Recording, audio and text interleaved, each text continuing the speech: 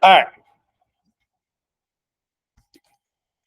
So today we're going to starting to look at curve sketching. And while we're going through this, you're going to go, why do I need to do any of this? I have a graphing calculator or a computer that can just graph it for me. Absolutely.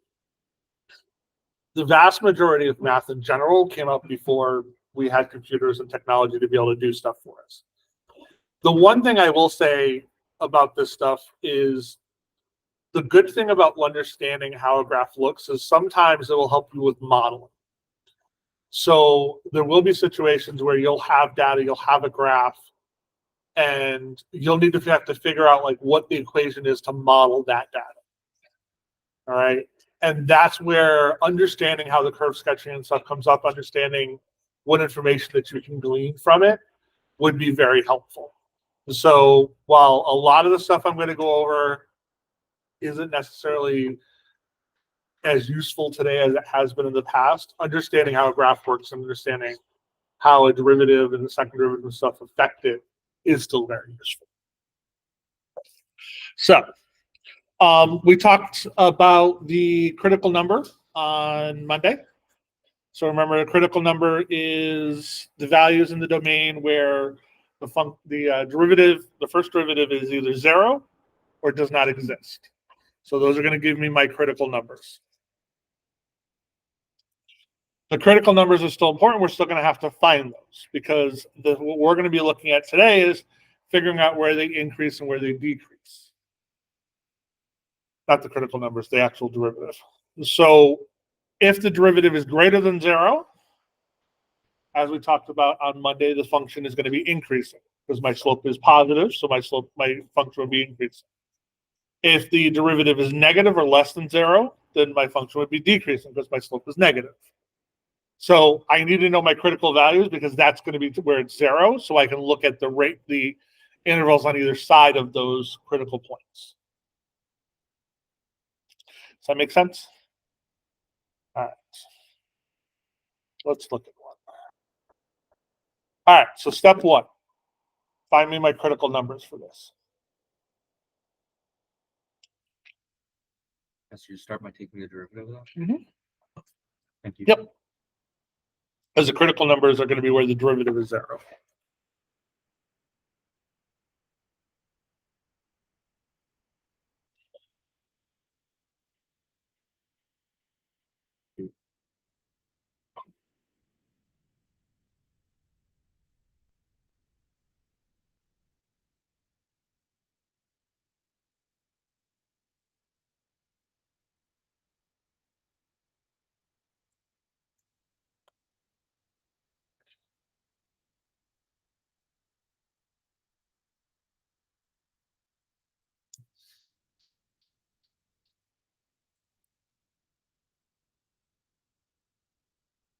All right, so that should be my derivative. 12x to the third minus 12x squared minus 24x. How do we find my critical numbers, though? Factor? Yeah, we're Take going to out set this. 12x. Yeah, we'll set this equal to 0. We're going to pull out the 12x. The x is the most important one to pull out. The 12 is just very helpful in this situation.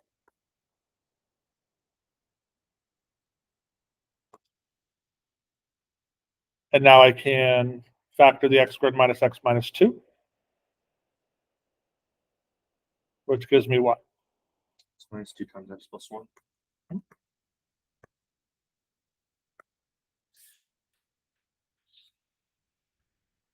right, so we've got it factored. So my critical numbers are going to be what? Yeah. 0 to a negative 1. 0 to negative 1. Those would be my 3 critical numbers.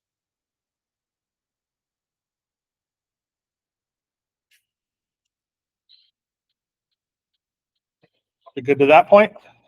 All right. So now what we're going to look at, since I have my critical numbers, we can set up my intervals to determine where the function is increasing and decreasing.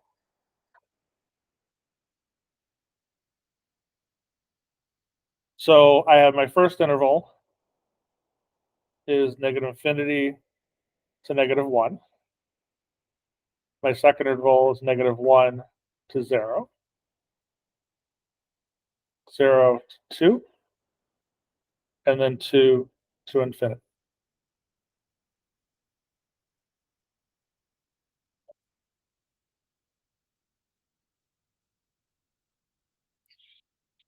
So I want to know if the function is increasing or decreasing on those. So we're still, so yes. Do you write it out? Are we supposed No, so if I was looking at, so we're looking at where my intervals are. So right now, these are just the breakdown of the intervals. When I write my final thing, when we're looking at where it increases and decreases, yeah, we could write the U between them. Say, these are the functions where it increases, these are the functions where, or intervals where it increases, these are the intervals where it decreases. But right now, this is actually literally just going to be a table because I'm going to write numbers next to it. We're still looking at my derivative for this. So we just want to know if the derivative is going to be positive or negative. So the easiest way to do this is just to pick a number on that interval and plug it in. Okay. So if I pick, in this first one, let's pick negative 2. So I don't actually care what the answer is. I just need to know if it's positive or negative. We've got it factored, so that's kind of going to help me. So the first one's going to be negative, negative, and negative, which equals a negative. So that means this would, in this section, it would be what? Decrease.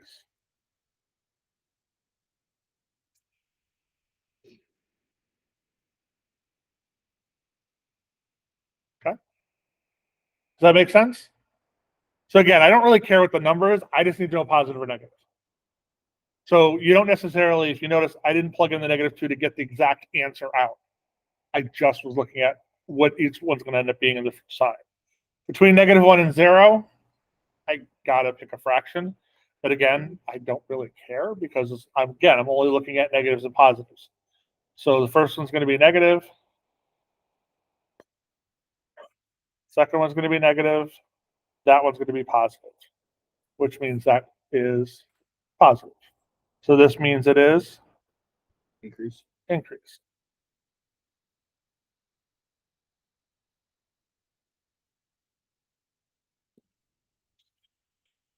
Zero and 2, let's plug in 1.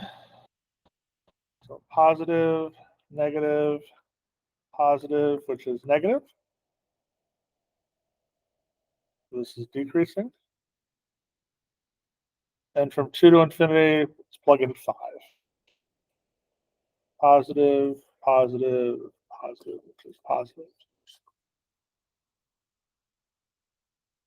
So it's increasing.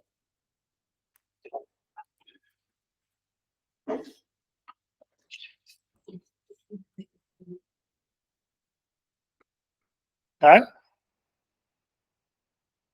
Does that make sense? How we got that? Good. Do not make the assumption that it is always going to decrease, increase, decrease, increase. It's going to switch back and forth. Okay? That is not always the case. All right?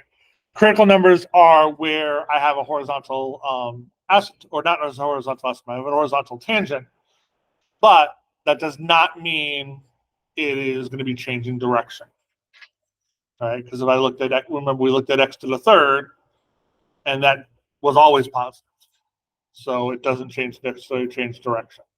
So just keep that in mind, because I've seen that a lot where people just go, oh, it's just like back and forth and not even think about plugging the numbers in, and you'll get mistakes. Yes.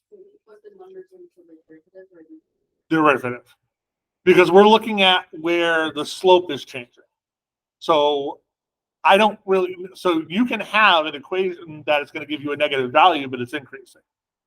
So the slope or the derivative is going to tell me if it's decreasing or increasing, and that's going to give me information about my graph. All right. The first derivative test. So the first derivative test says that if the derivative changes from positive to negative, then it's a local maximum. So now that we know that it changes direction, I can then use that information to determine if I have a maximum or a minimum at those critical values. So if it changes from positive to negative, which means it's increasing and then decreasing, that's going to be a maximum. If it's decreasing and then increasing, that's going to be a minimum. If it doesn't change direction, if it's positive on both sides or negative on both sides, there is no maximum or minimum at that point. And these are local maxes and mins, not absolute. We would then have to look at the values to determine if they were absolute or not.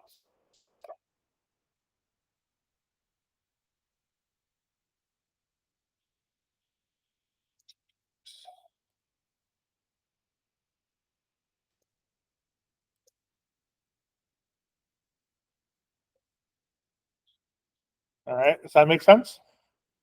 That's known as the first derivative test. All right, so let's go back to, where's my graph that I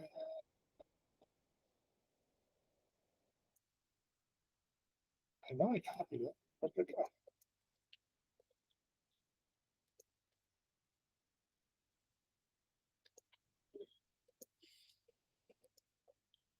Duplicate.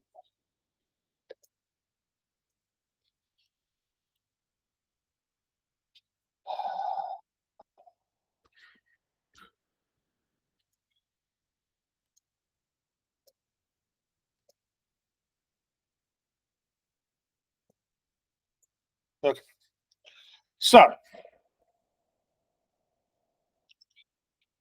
now that we have the increasing and decreasing, at x equals 0,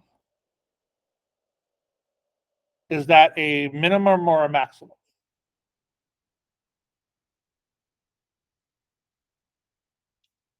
So at 0, it's increasing before it and decreasing after it. So that would be a what? That's going to be a max. At 2, it's decreasing into it and increasing after it. So that's going to be a minimum.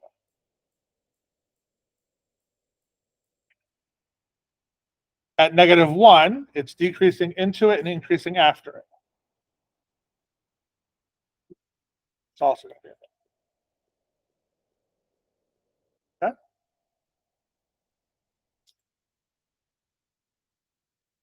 That's the first derivative test.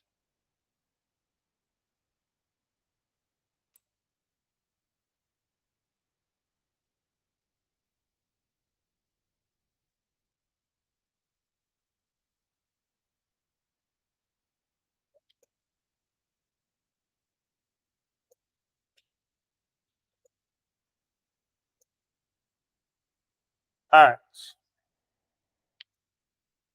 That's really all the information the first derivative gives us. It gives us our critical values, which tells us where I have a horizontal tangent, and it can tell us where my minimums, maxes are based on the increasing and decreasing. The second derivative.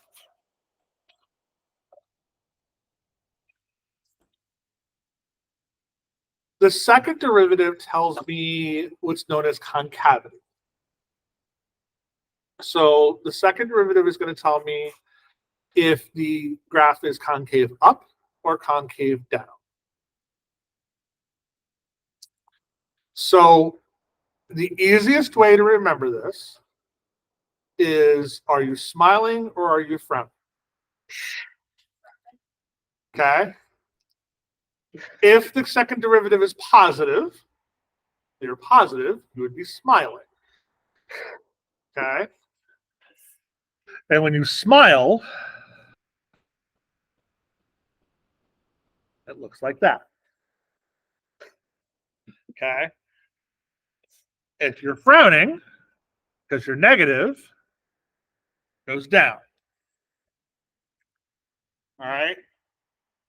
Because what if you don't remember it that way, what you're gonna want to do is if it's all going up, it's positive, and you're gonna look at this as going up.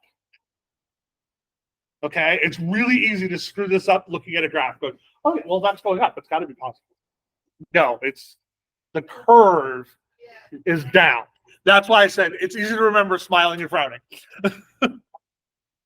Okay, so if it's positive, it's going up. If it's negative, it's going down. So in this case, this is concave down. Okay, because the curve is going down. These points right here are my critical values.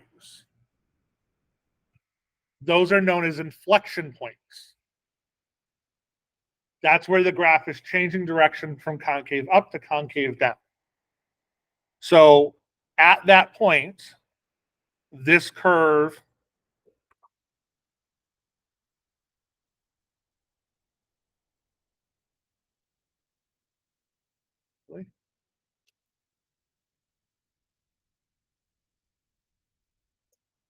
oh, that's why.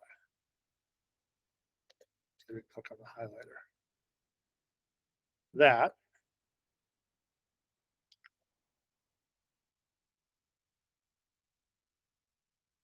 and that point is where it changes in the middle of those curves.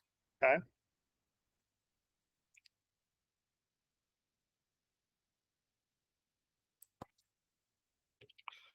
So, and those critical values, same concept with the first derivative. That is either where it's 0 or it does not exist.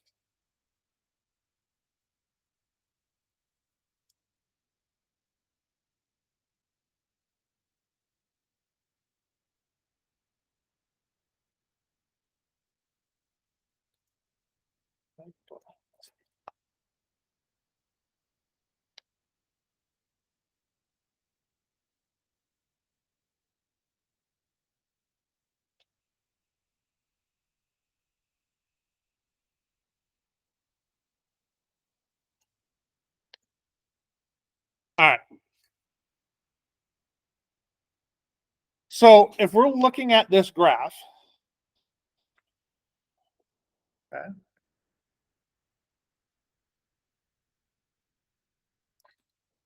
when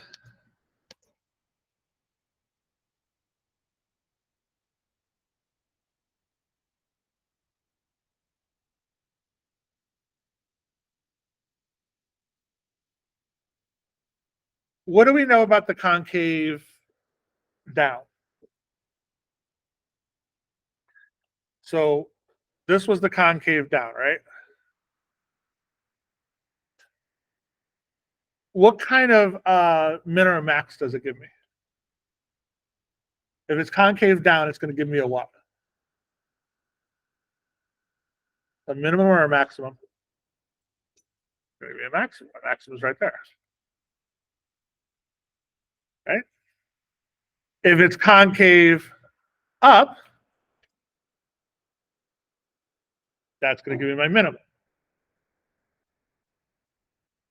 So my second derivative, I can also use to determine if it's going to be a minimum or a maximum.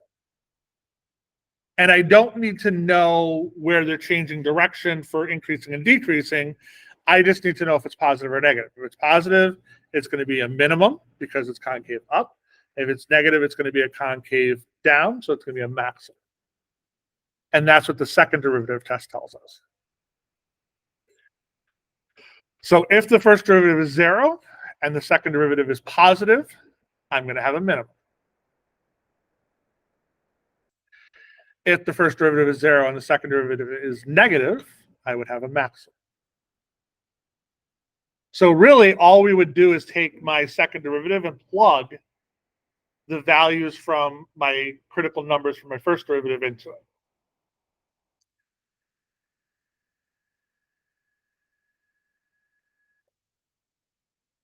So either one of those will help us figure out mins and maxes. In essence, it's really just a matter of what else they're asking you to do. So if you have to find concavity, using the second derivative test is just easy to find if it's increased, if it's a max or a min, because you don't have to actually do those extra steps in the first derivative. If you don't need to find concavity, doing the extra steps in the first derivative is fine. So it also depends on how easy it is to find the second derivative. Sometimes it's not as easy as just doing the first derivative again. All right, let's look at this one. All right, we want to find my mins and maxes. I'm going to use the second derivative test for this one. So, step one is what?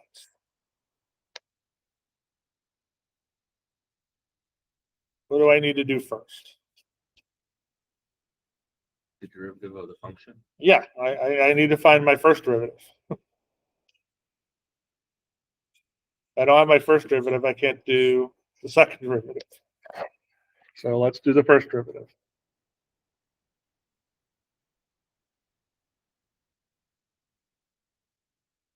So my first derivative is what? Professor, we use the product rule on the 2 sin x. Nope, because it's constant. So I don't have to do the product rule. Because the derivative of 2 is what? 0. Right. So we would get rid of that other term. If they were 2 variables, I would have to do the product rule. But a constant I can just pull out. So what's the derivative of x? What? Derivative of 2 sine x? 2 cosine x. Okay, so now I want to find my critical numbers.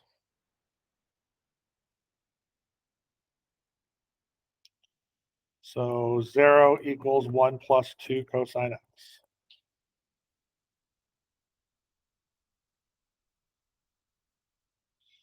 So negative 1/2 equals cosine x.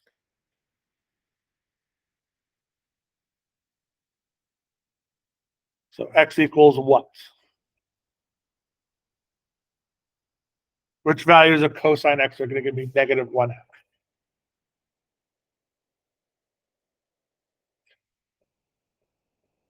So cosine starts where? So it starts at 1, right? If we look at the cosine graph, it starts at 1 and goes down and goes back up.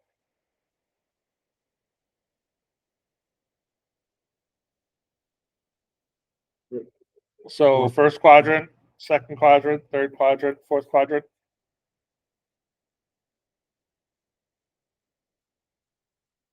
So pi over 2, pi, 3 pi over 2 is the breakpoints. So we're looking in the second and third quadrant. And the 1/2 is going to be the smaller the values. So in this case, my 1/2 will be pi over 3. And not 5 pi over 3, 4 pi over 3. And 4 pi over 3. Or just look at your unit circle. Yeah.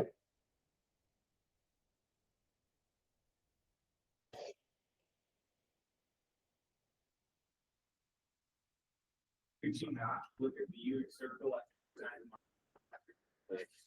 Yeah, I just did it. Wait, excuse me, Professor. Okay, Excuse me, Professor. Yeah. Is it pi over 3 or 7 pi over 6? No, it's pi over 3, I think. Hold on, let me make sure. Oh wait, it's not 7 pi over 6. It would be 240.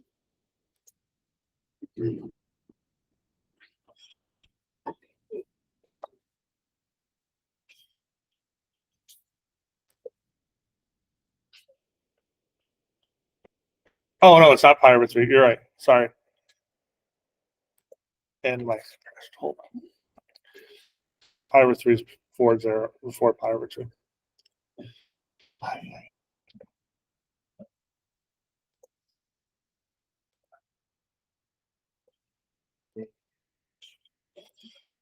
So it is 2 pi over 3, sorry. 2 pi over 3, 4 pi over 3.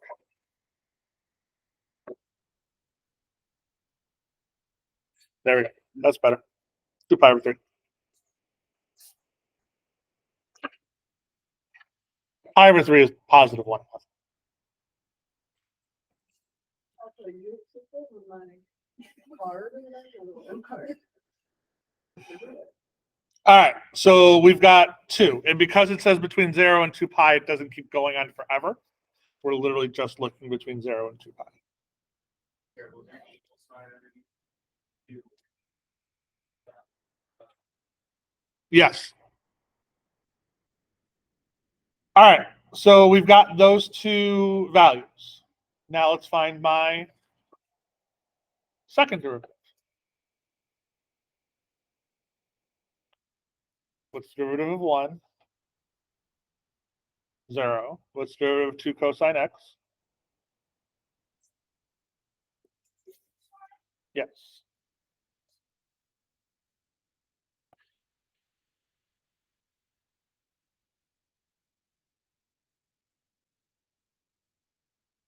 So if x is 2 pi over 3, is negative sine x positive or negative?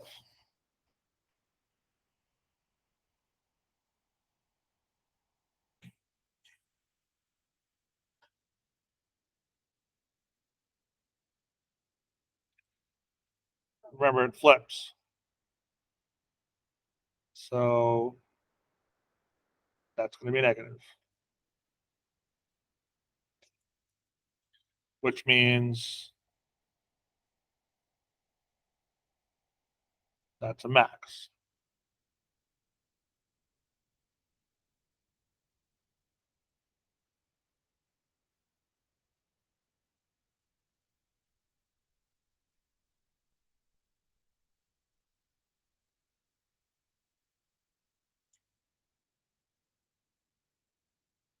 That's going to be positive.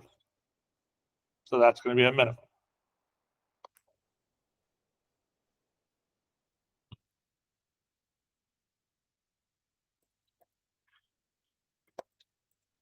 You can just plug that in a calculator.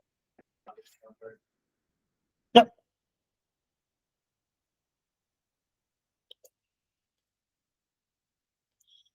So now if we look at this, the nice thing is you can use your graphing calculator or Desmos to verify that you were correct. And there's my 2 values, and 2 pi over 3 is a max, and 4 pi over 3 is a minimum. Professor, do we just ignore the bottom half of the graph because of the interval? Yeah, we're just looking at it from 0 to 2 pi. So you can change this. So that's all we're looking at right there.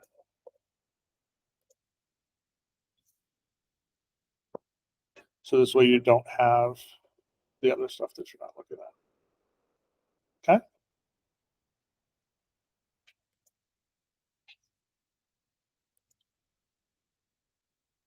All right.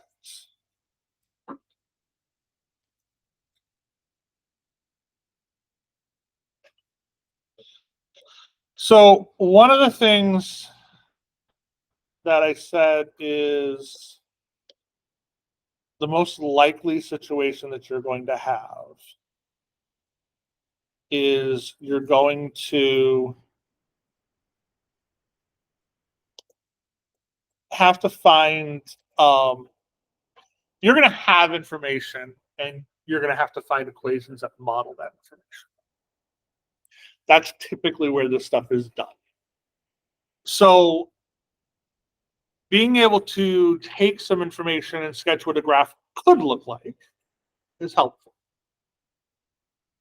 And it's not something that you can just plug into a calculator and get the answer on.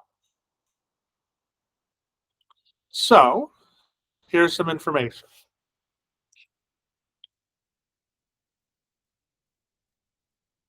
And I want you to sketch what you think that graph would look like.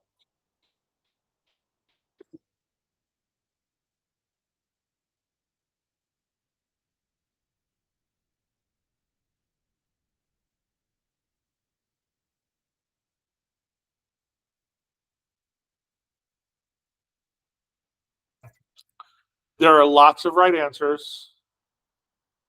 There is also lots of wrong answers.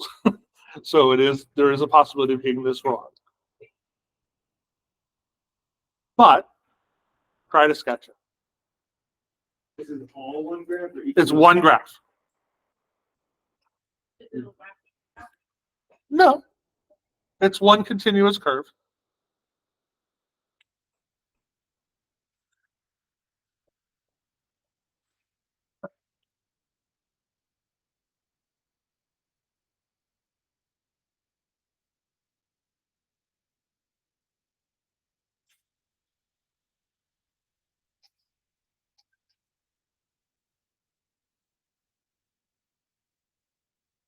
Professor. Where to start? Pick one of them. Pick something. Remember what the first derivative and second derivative give you. The first derivative is going to tell you if it's increasing or decreasing. The second derivative is going to tell you how that curve looks. Is it concave up or concave down?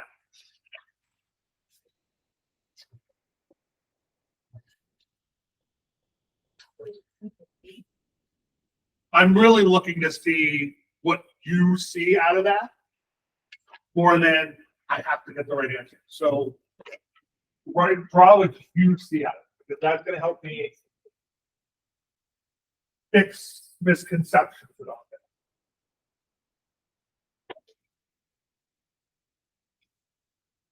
Most likely, you're not going to get the right answer.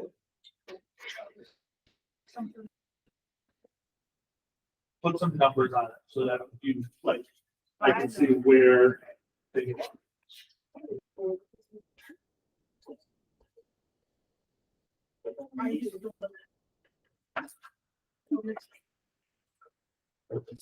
The numbers are important, or the dashes, like so I can see like where things happen. That doesn't matter.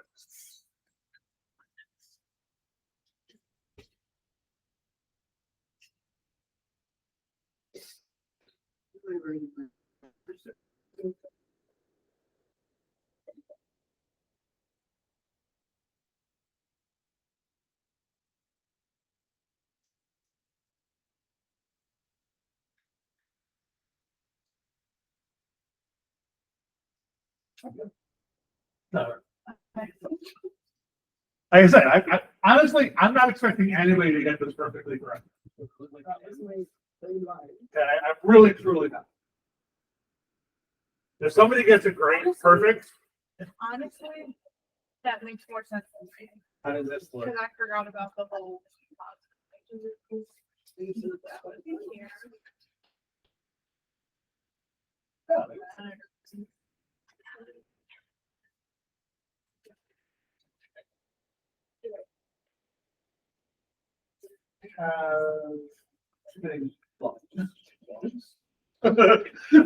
It's about the only way I could describe the little lumps. Many lumps.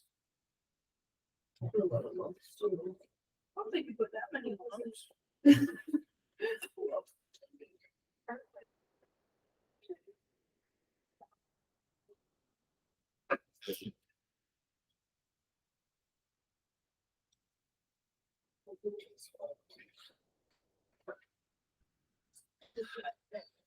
One of the downsides of a math class, you guys always want to see the perfect answer.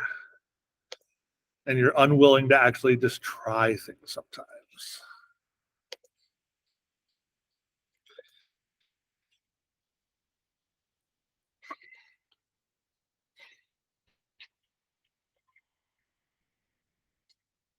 You're gonna be a question like you're going better. Oh, I can guarantee it. Nice. No, and honestly, once we start going through it, it's going to make more sense. It's a matter of like, this is one of those questions you cannot do in a calculator. It's like you're not going to go plug this into Desmos and get an answer. So this type of question really gets me to understand: do you understand curve sketching? So it's that important. Now, there's a ton of different answers that you can get for this one, like where things go and whatnot. But there are key pieces of information that has to be true. So let's look at the first part. Because I guarantee the vast majority of you go, oh, 1, 2, 3. Let me do 1 first, 2 second, 3 third.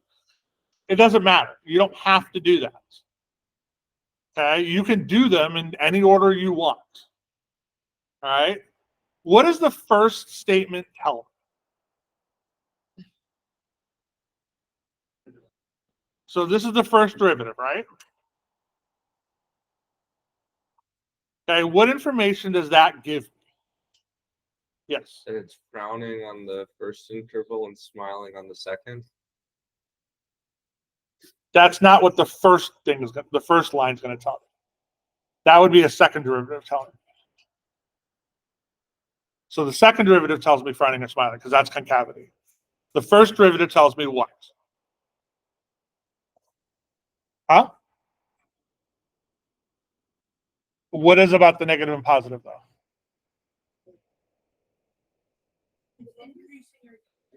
It's increasing or decreasing. So the first derivative tells me if the function is increasing or decreasing, right? So if we're looking at the first derivative or the first step here, where's my critical number?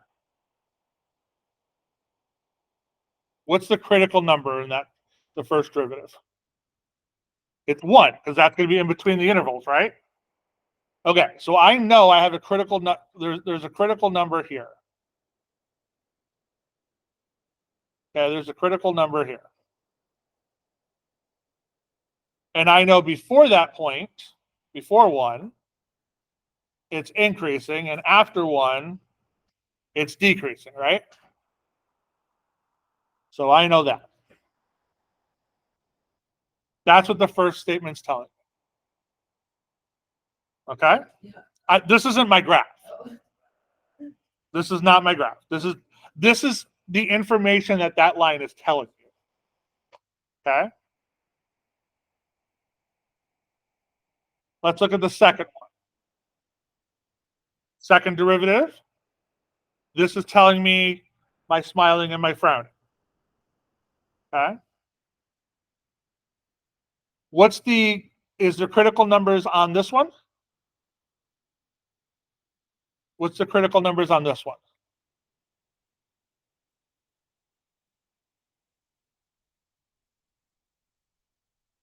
Go ahead, say one. The worst case, you get it wrong. You're exactly where you are now. This is the thing. There's no, you're not going to get something wrong and I'm going to go, stupid. No, it's like, Mike, honestly, you're going to say, whatever you say, I'm going to ask the exact same question. I'm going to ask you why. Okay? It doesn't make a difference what you tell me. I'm going to ask you why because I want to figure out where you came up with that number. So give me a number. Why? Where's that one coming from? Yeah, so right here to here, there's a critical number there, right? That's a break. Okay, so yep, so I have a critical number here and I have a critical number here. Okay, so on negative infinity to negative 2, so on this interval over here, what's my graph doing? Is it frowning or smiling?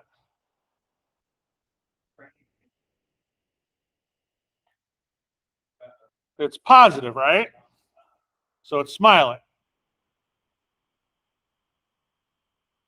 Between negative 2 and 2, frowning or smiling? Frowning, because it's negative. Between negative or 2 and infinity, it is? What?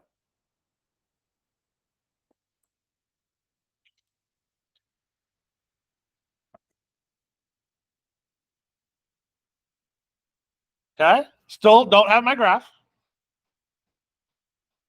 Still haven't made my graph. What's this telling me?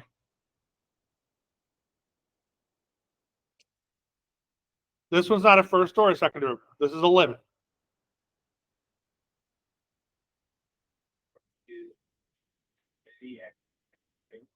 As opposed to negative infinity. Yeah.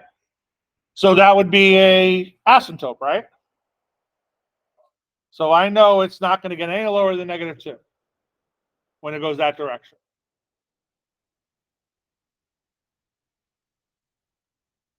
And on this side, I know it's getting closer and closer to 0.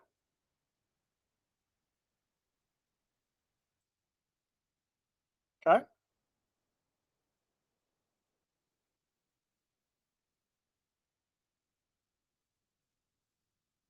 All right.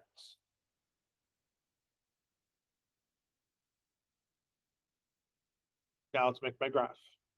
So step 1, do you understand where I got all the information from those lines? Okay, is that starting to make sense? Okay, no, God. Which one? 1, 2, or 3? Or any of them? 1. First derivative tells me if it's increasing or decreasing, right? The slope. So if the slope is positive, it is increasing. Slope is negative, it is decreasing. So I know up until this line right there, it's increasing to that point and decreasing after that point. Because that's what that slope is, that's what that first derivative is telling me. Okay? So the second derivative gives me that concavity, smiling and frowning. The limits are telling me as I go out. So those are basically like asymptotes. I'm getting closer and closer to that as I go. Okay?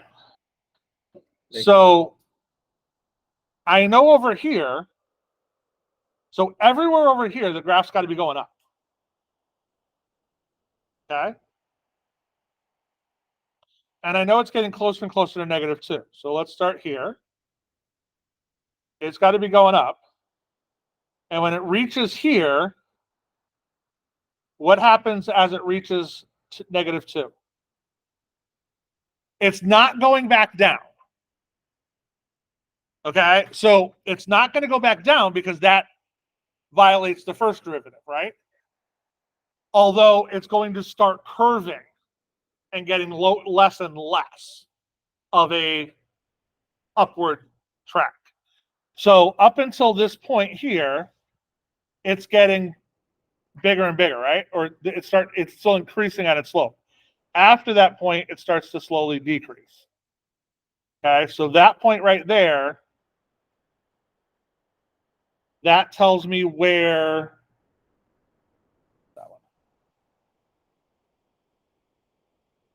that tells me where it's going to start to change that curve. Yes. Just because like it's supposed to be like a frown at that point, it's not like a dramatic frown. Right. Okay. Yeah, it doesn't necessarily have to be a whoop like a parabola frown. Okay, it's that curve is going that direction. Yeah. And now at this point right here, at 1, what's happening at 1? At that point right there, it starts to decrease, right?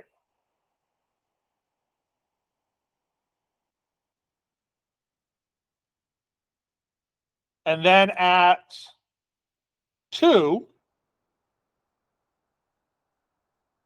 okay, at 2, at that point right there, we start to turn, my curve starts to turn again.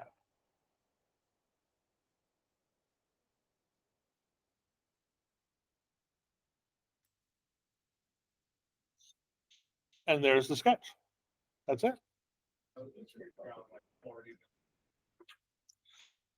So you should have known how many lumps you had by the first derivative. First derivative tells you your mins and maxes. I have one critical number and only have one min or max.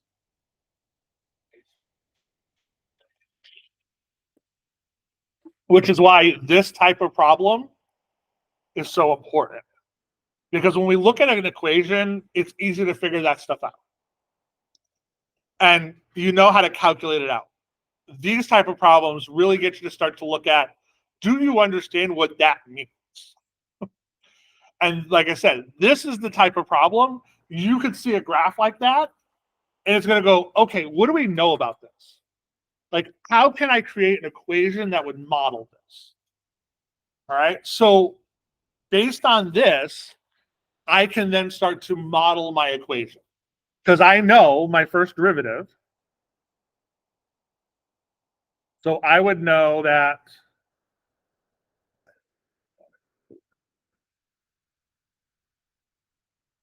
my first derivative here has a critical number of 1, 0. So I know that's a value on my first derivative.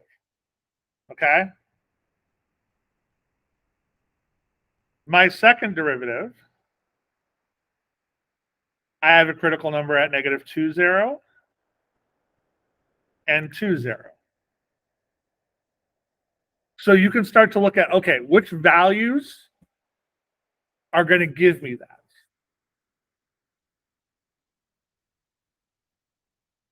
I know that I have an asymptote. I have my asymptote as it goes to negative infinity as negative 2. So it's not going to go lower than that.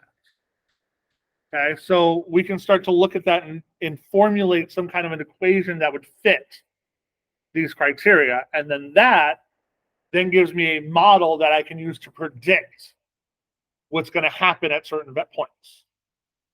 Okay.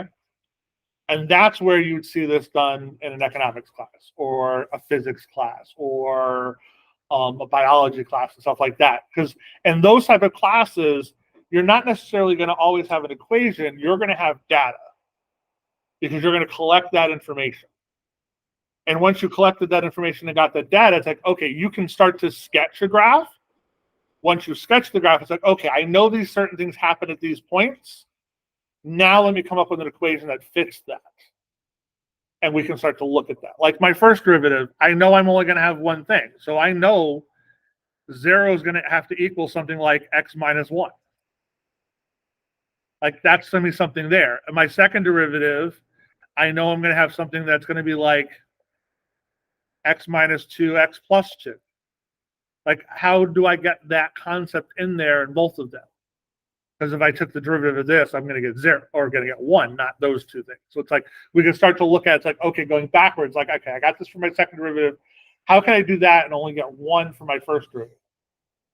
Like you could technically have this to the 4th power. It's only going to give you 1 critical number. Multiple things are going to happen there, but it's only 1 critical number. So it's like those are the types of things we want to start to look at. Okay. Are you gonna give us a question like this when let's say write the equation, make an equation? No. Because at this point, that's beyond you. Because to be able to take, like, you take your second derivative, you find something that fits your second derivative, then you have to find your first derivative, that would be integration.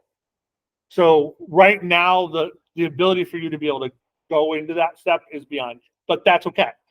Like this is that first step to be starting to think about those things and understand those things. So not in this class, no. Yeah, it's Calc 2, 3 differentials and stuff like that. So, and what you're going to do in other like science and like those type of classes. Because in those classes, you want to come up with models and they're going to give you strategies to be able to start to figure those things out as well. So. I've never before noticed for like this class and last class how like economic it is. This is why it requires how. Yeah. We used at my college, we had a course called it was business calculus. It was specifically designed to go towards like the economic stuff. So this way it focused more on those type of things, but it all fits there. So it's like it's all connected. Yeah. Yeah. Let's do this one.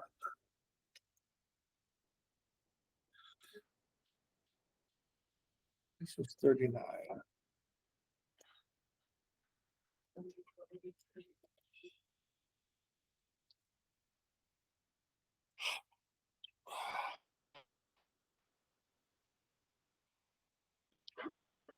All right.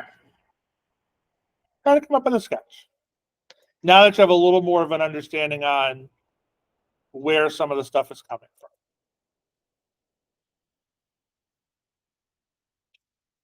Should be a little easier. I'm not going to say it's going to be drastically easier. It should be a little easier. Hard to imagine. I don't know. Whenever I like get something new, like it's hard to just put it in my brain. I know. That's the practice piece. That's where you're like really looking at the stuff and information and whatnot.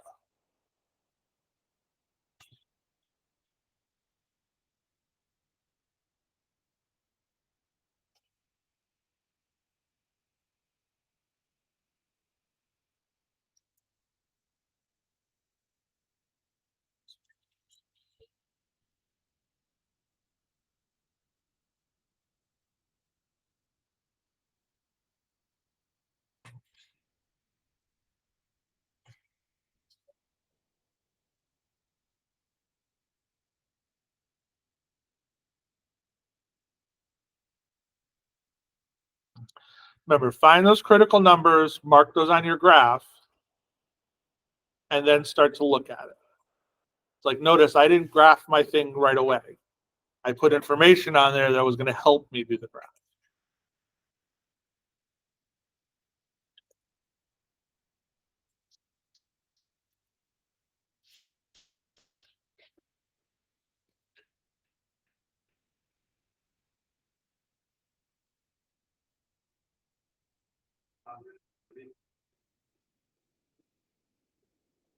Yeah. And then negative infinity. They both go to 3 in this case.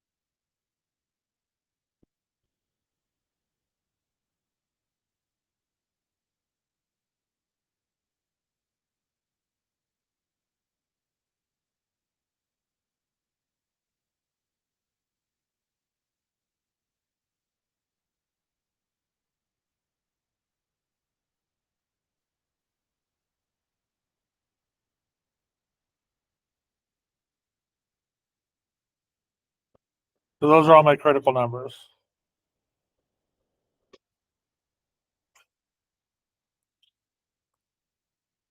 We have 5 here for your first derivative. We have 2 and 8 for my second derivative. And we have a horizontal asymptote at 3.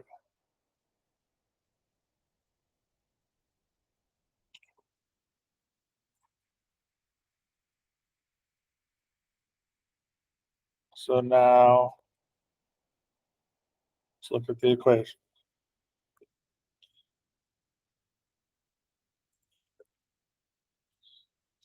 So I know that it is increasing from 2 to 8, or positive from 2 to 8. So that means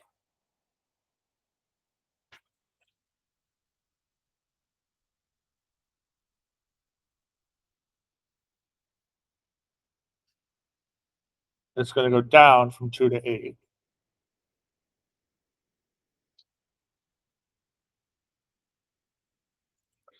And we know it's negative when it's less than 5, and it's positive when it's greater than 5, which makes sense. So I know between here and here, it's got to go down. So, and I know it's going to end up going to this point over here. So from here,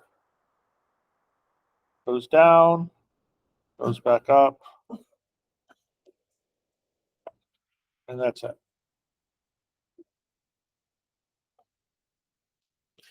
So those are my critical values.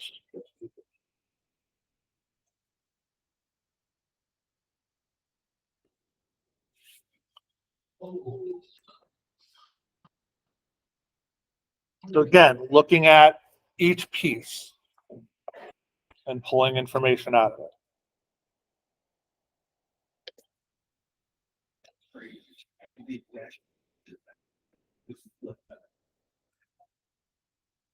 Then if you did the exact opposite of, but it was flipped up top, you messed up your second derivative part.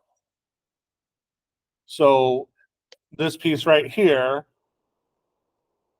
says it's smiling, which is that type of curve. Your first derivative said that it is decreasing when it's less than 5. So it's decreasing. And it's increasing when it's greater than 5. Yes. My house looks like I have the same stuff, but where did you get the like second blue point, the one in the middle that like drops down? How did you know exactly where it was? Like, I think that's -4. Oh, I don't know. That doesn't matter. Yeah. The other point. Those don't matter either. Those are literally just the thing that matters is that it's on that line, the vertical line that I drew. It doesn't matter where it is horizontally. It just matters that it's 5 and 8, because those were my critical numbers. So the 2 and the 8 tells me where it's kind of changed concavity, and the 5 is going to change direction. Yeah, the up and down. That's what I'm saying. Remember I said before, there's a lot of correct answers. There's also a lot of wrong answers. That's where I'm saying a lot of correct answers. You could have gone a lot deeper. You could have gone a lot shallower. You could have done a lot of stuff in there. So, want to do another one of these? Yeah. All right, let's do one more of these.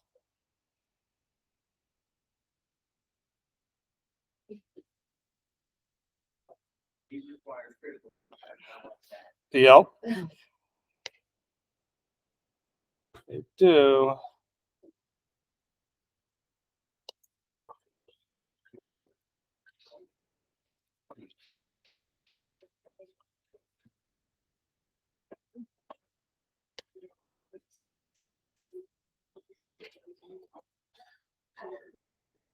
All right, here you go.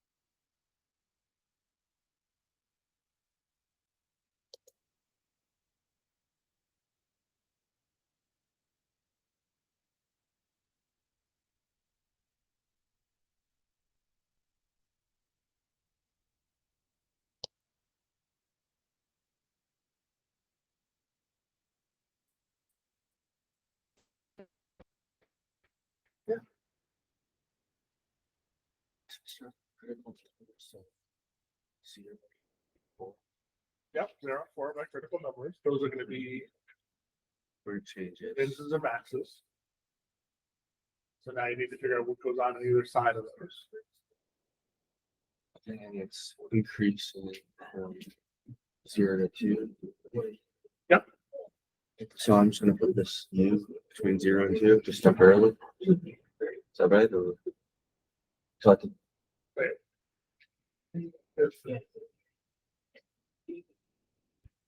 Yeah, x is greater than, or the first derivative is great positive between 0 and 2.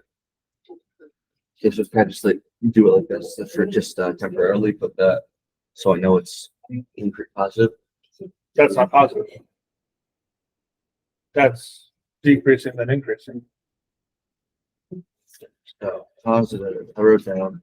So what I did, so I wrote down positive. Positive. that's the second derivative, not the first derivative. That's the first derivative. It's between 0 and 2.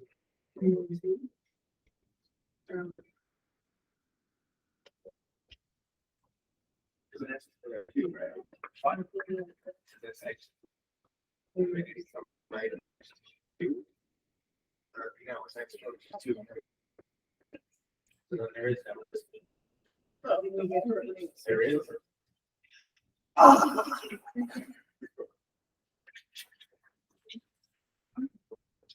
This is really testing. It's like a logic puzzle. It's like something you see in this game. Put this together, make the graph so you can just get.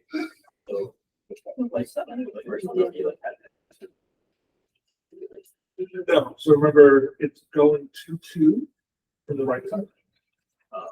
And it's going to 2 from the left side.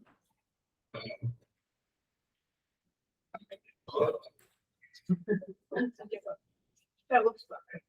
There's not gonna be one where you're adding sine, cosine, and all of that. The graph could technically be sines or cosines. You're not going to see it in like this stuff here. Notice I don't even have an equation here.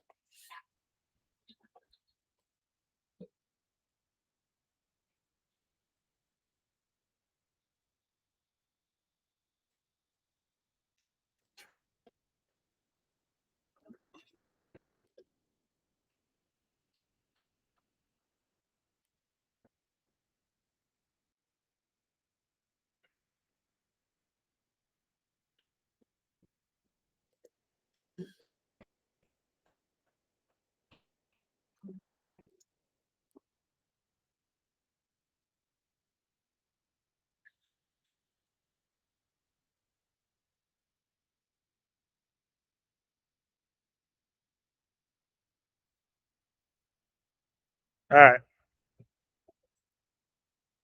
Ready to go through the steps?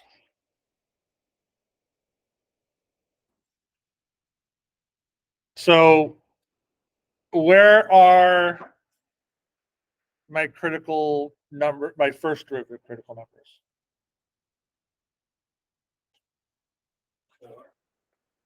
I have 1 at 0. So x equals 0. X equals 4 from that line, right? Why did you say 2?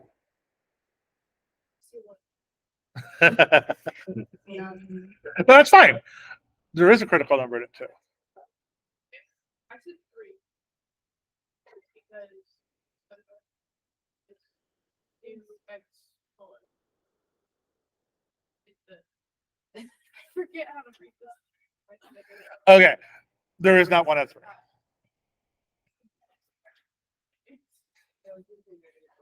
So, okay. So why? So at -1, it's telling me my slope is 1. not 0. Remember, the critical values are where the first derivative is 0 or undefined. At 0 and 4, it is 0. At 2, this line comes into play. At 2, it is undefined.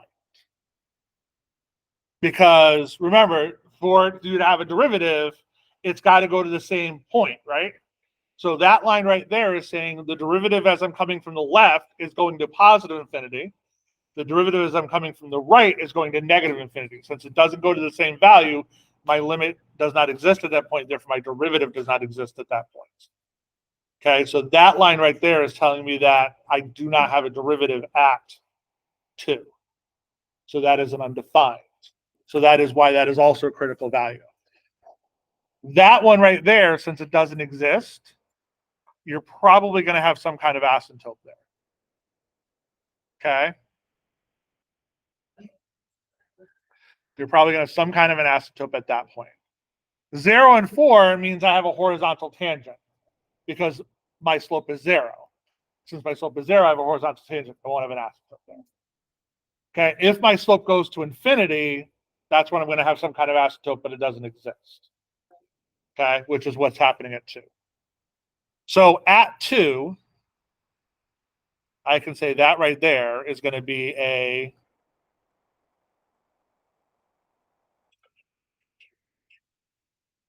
vertical asymptote.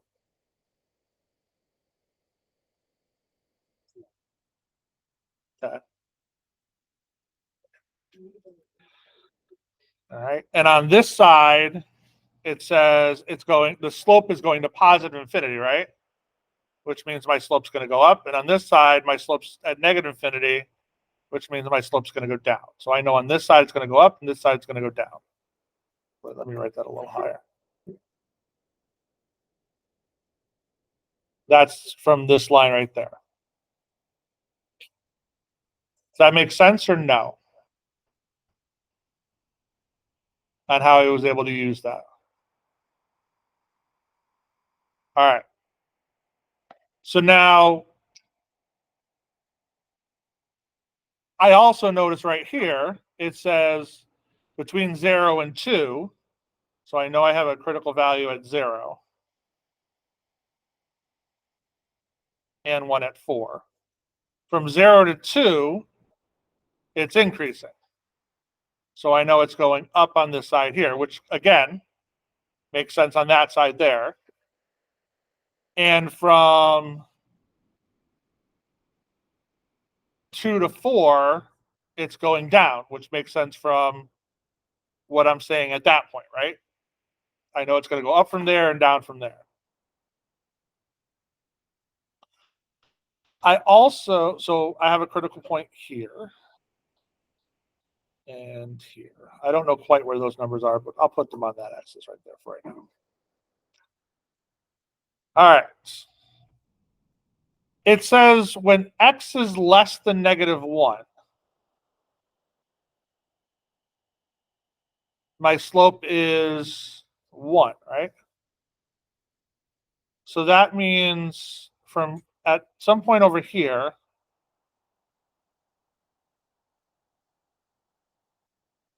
my slope is 1. It's just, if my slope is 1, that's just a line. It's not going to curve or anything else like that.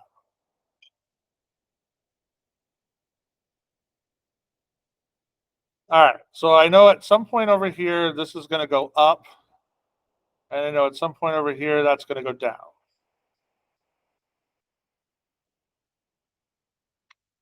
Right? Okay. So I don't know what's happening here or here yet. So let's look at our second derivatives. So between -1 and 2,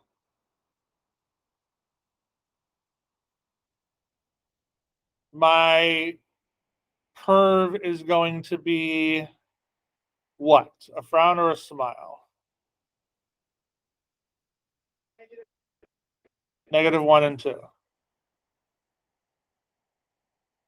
It's positive, right? So it's going to smile. So let's go down a little bit, but that's a smile. Yeah, just a little down. Because I can't go up, because that would be a frown. So it's got to go down. So it's just got to be a little loop down.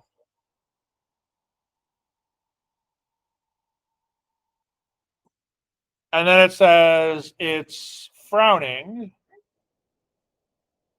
after 4, right? So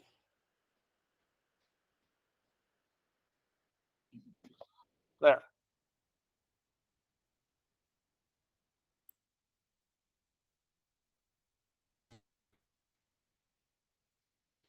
Remember.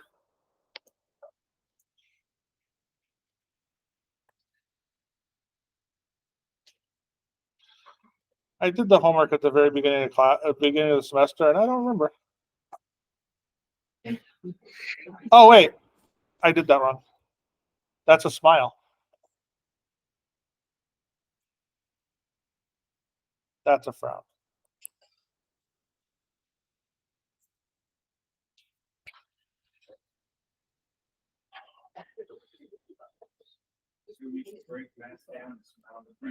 Basically. Oh, that's a graph.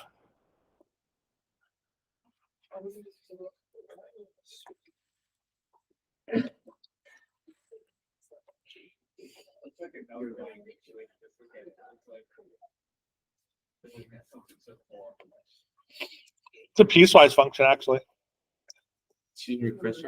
because I have a linear equation on this. So yeah, What about the top part? What happens at here 2? Yeah. it's going up to infinity and down from infinity. It's an asymptote. Thank you. No problem. Yeah, this one would have to be a piecewise function the way it's designed.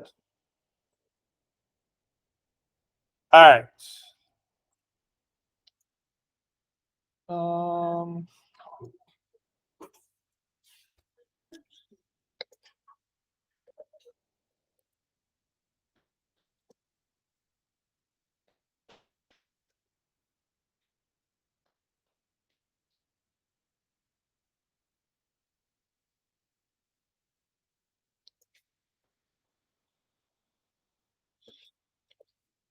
Actually, no, you could do that, so I'm not worried about that now.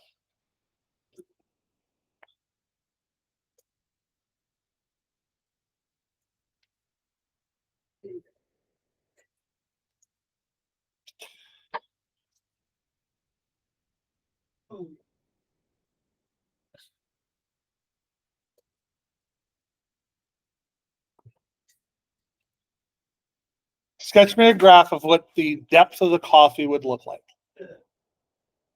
You're pouring coffee into the cup. Sketch me a graph of looking at the depth of the coffee as you're pouring it in. We're gonna assume you're pouring it slowly.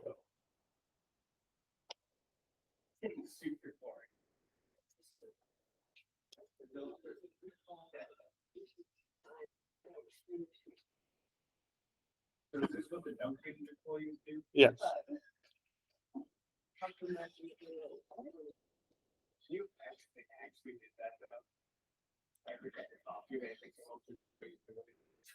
Pretty sure they just follow the orange line on the side. Yes. Do we also have to like, if we reach like the top of the cup? No, that's fine. You don't have to show the overflow. They like draw a cup. Just your sketch.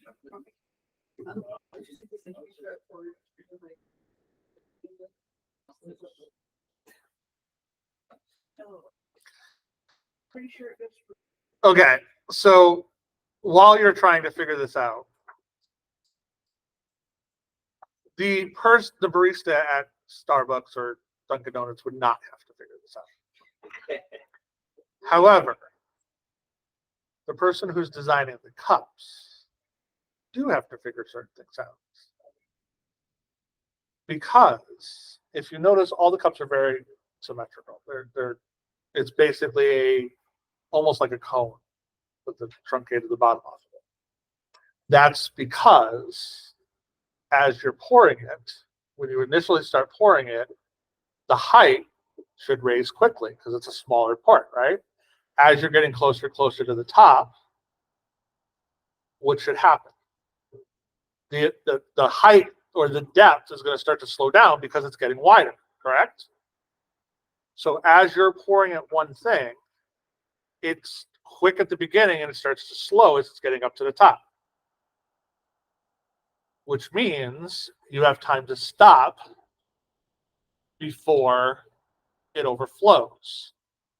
So the person who designed the cup understood that. You didn't want it the other direction. You could. But if you did it the other direction, it's going to be pouring slowly at the beginning, right? And then as it's getting to the top, which is more narrow, it would speed up.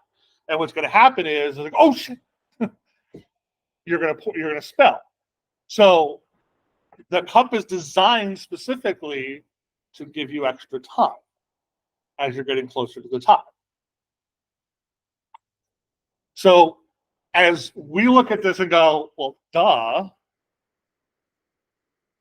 there was always somebody behind that thing that actually designed and engineered that piece of equipment, be it cup, plate, whatever else.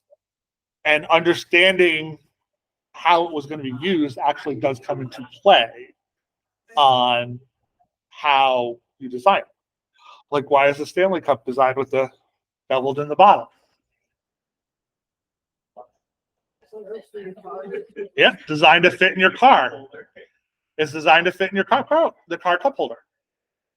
So the bottom has to be narrower to fit in that, but they wanted a larger volume, so they made the top bigger. Like when I put in my oil funnel, my oil is Right, but that's the same concept, right? Because when you initially start pouring the oil in, that funnel starts to fill up quickly. But as it's getting to the top where the funnel's wider, it slows down. And what ends up happening is, as long as you don't sit there and just dump, as long as you pour at a consistent speed, what happens is the drain part of the bottom will go fast enough that you will never fill that funnel. So, same concept. Okay, so now that we've talked about different things, what's with this cup?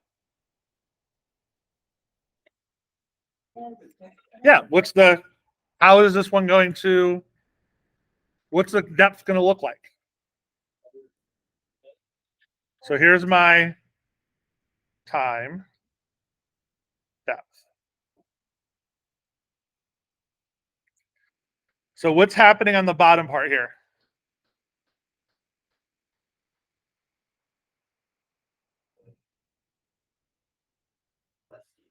So it's getting, yeah, so because the cup's getting narrower, right? So that means it's going to increase quicker. So that means, yeah, kind of. So that means it's going to increase faster and faster. What happens in the middle here? That's when it starts to slow back down, right?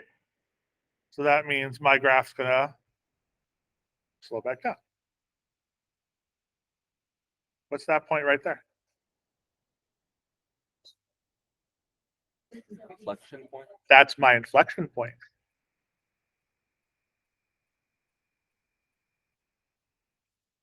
Before that, we're smiling. After that, we're frowning. So the inflection point is the middle of the cup, where the curve stops getting, where the cross section stops getting smaller and starts getting larger again. Now, if we were looking at our typical cup, that looks like that. Hold on, let me actually, we'll go down.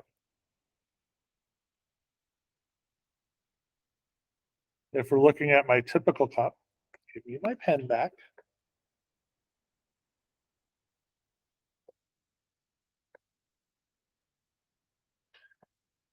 it's going to start off quickly and slow down as I go. There is no inflection point because there's no break in it. It's a constant slope going up. And that's, like I said, designed so that you don't overflow the cut. You have time to stop, or if you're using like the soft drink machines, you have time to stop because it's getting closer and closer. You don't think like of, because unfortunately, math's one of those things that's behind the scenes. Like it impacts everything you do, but most people don't ever actually do it. So you don't realize that it's actually impacting those things. So when we start to get to this level and you're starting to look at like, where are you going afterwards? Like some of you guys actually probably are going to be engineers at one point going into engineering. It's like, and you're going to have to design stuff like this. It's like, and thinking about the use cases and how things are going to work. Now imagine doing this in zero gravity. It's like, how does that impact stuff? Okay. It's like when we're looking at sending people to the International Space Station or sending people to Mars or things like that. Like, how does gravity impact? We have a specific gravity here. The gravity on the moon is different. It's a lot lower. The gravity on Mars is lower than ours. It's like, how is that going to impact the design of different things that we use? Okay. It's like for some of you, your generation is what's going to be doing that stuff. Right? It's not my generation. It's your guys' generation that's going to do that. So it's like, that's why like the problems that we were looking at, like I could have done just a bunch of equations and had us find the mins and maxes and stuff. But I think looking at this stuff, like really, it makes you understand it a lot more than just, here's a graph, find me my min and max and go on. Right? It makes you think about it a little bit more, which I think is important. So I think that totally and utterly fried your brains today. That's okay. It is acceptable sometimes. All right. So enjoy the rest of your day.